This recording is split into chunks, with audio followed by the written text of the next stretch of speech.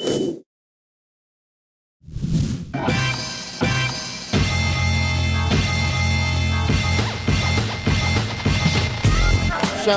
the PlayStation 4 has been announced. It's coming out holiday 2013. Neither of those things were terribly surprising, but there was some very interesting stuff that came out of this, what they call the PlayStation meeting. But on the whole, it was something of an uneven affair in my assessment of it. Firstly, it was an oddly sober affair. There wasn't a ton of fanfare. There was none of the cheerleading that you would expect from any console maker, or really a lot of publishers, at something like E3. This felt like a far more serious and a far more focused approach that at times I think really worked in Sony's favors, and at other times kind of highlighted that we weren't getting as much as what we actually thought we were getting. What I think is probably the most important is what happened at the beginning of this conference, especially with Mark Cerny coming out and really showing what the philosophy was behind the architecture and the construction of the PlayStation 4. The primary being a strong attention to developers. This is a 180-degree turn from what Ken Kutaragi's approach was, which was power, power, power, without much concern for developers that need to catch up to understand how to exploit everything that was inside of the PlayStation 3. They said that they talked to developers to get feedback from them and use that to help build what the system was. I've already talked to a couple of developers here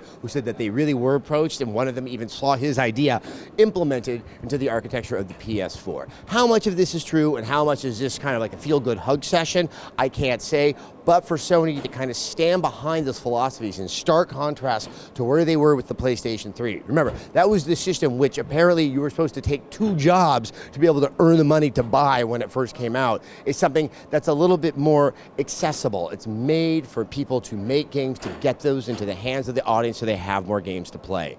That is probably the most important and the most satisfying aspect of what we got here at the PlayStation meeting. Now, I found it very exciting about the level of connectivity, though I think a lot of people may be bothered by sort of the lack of privacy that may be afforded them when they're playing the PlayStation 4, although I imagine there are settings where you can turn all of that off and be like me, a hermit, playing their games.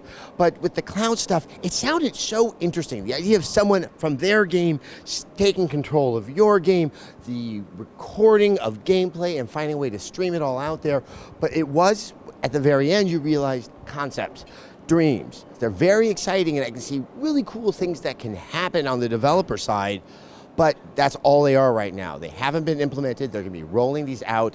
It didn't have the certainty that I think a lot of people wanted about what they're doing with. This is going to be probably the most dramatic aspect of the PlayStation 4.